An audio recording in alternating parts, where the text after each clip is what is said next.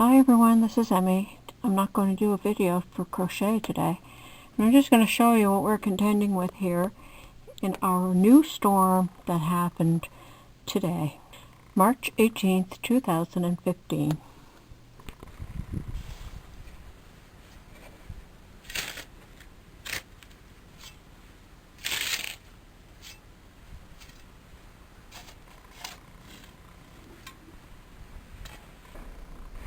I think I mentioned that we are tired of snow here in Canada this year.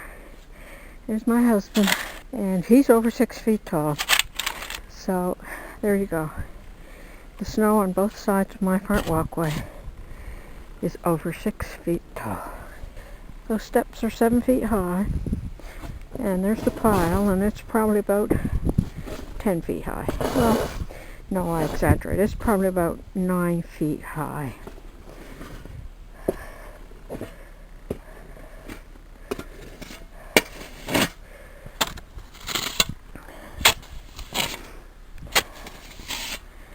So that's our winter for this year.